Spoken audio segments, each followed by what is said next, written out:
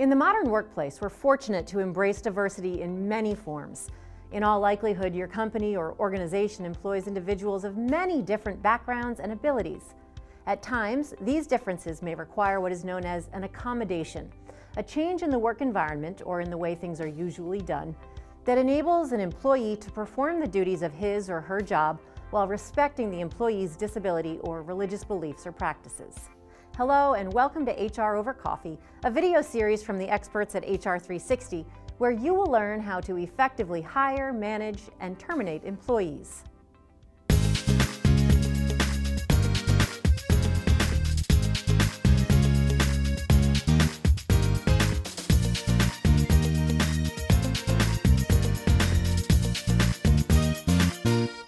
Accommodating an individual with a disability or a sincerely held religious belief, practice, or observance is more than just good management. It's the law.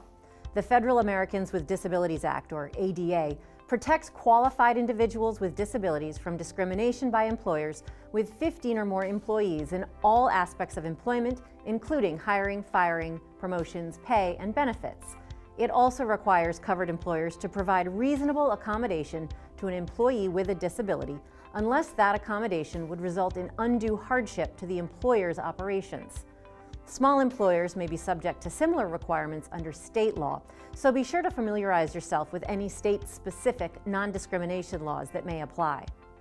Also on the federal level, Title VII of the Civil Rights Act of 1964 prohibits discrimination in the workplace by employers with 15 or more employees on the basis of an individual's religion or lack of religious belief, and requires covered employers to reasonably accommodate an employee whose sincerely held religious belief, practice, or observance conflicts with a work requirement, unless doing so would impose an undue hardship on the business. Again, it's important to comply with any state-specific religious non-discrimination laws that may apply to smaller employers. Let's talk for a moment about the term reasonable accommodation. According to the U.S. Equal Employment Opportunity Commission, the federal agency responsible for enforcing the ADA and Title VII, a modification or adjustment is reasonable if it appears to be feasible or plausible. An accommodation also must be effective in enabling the individual to perform the essential functions of the job and to enjoy the benefits and privileges of employment. Under the ADA, reasonable accommodations for a disability may include such things as making existing facilities accessible, job restructuring, part-time or modified work schedules, acquiring or modifying equipment, changing tests, training materials or policies, providing qualified readers or interpreters, and reassignment to a vacant position. This can include such things as assisted reading devices for employees with low vision, stools or seating for employees who become fatigued, or installation of TTY devices for the hearing impaired.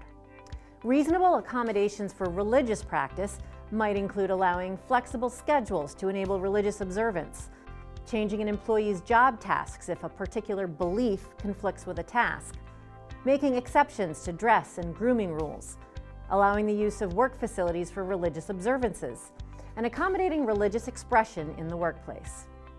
Now let's discuss the phrase undue hardship. The EEOC applies a different standard for undue hardship under the ADA than for religious accommodation.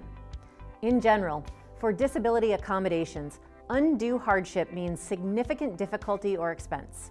Undue hardship refers not only to financial difficulty, but to reasonable accommodations that are unduly extensive, substantial, or disruptive, or those that would fundamentally alter the nature or operation of the business.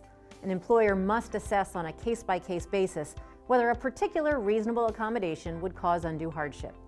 Under Title VII, the undue hardship defense to providing religious accommodation requires a showing that the proposed accommodation in a particular case poses a more than de minimis cost or burden. Costs to be considered include not only direct monetary costs, but also the burden on the conduct of the employer's business. For example, courts have found undue hardship where the accommodation diminishes efficiency in other jobs, infringes on other employees' job rights or benefits, impairs workplace safety, or causes coworkers to carry the accommodated employee's share of potentially hazardous or burdensome work. While each case is unique, employees may request an ADA or religious accommodation at any time during the employment process. No special language is needed, and the request need not be in writing. A conversation will suffice. The manager or employer should respond promptly and engage the employee in an informal dialogue where the needs and request are discussed.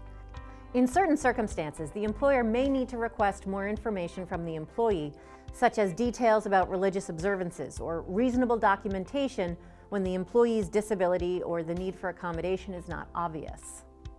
In most cases, from both a legal and managerial standpoint, it's well worth an employer's effort to attempt to accommodate an employee, as most accommodations are low cost and yield considerable benefits.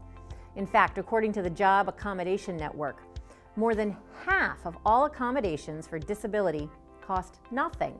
And of those that do cost money, the typical one-time expenditure is $500.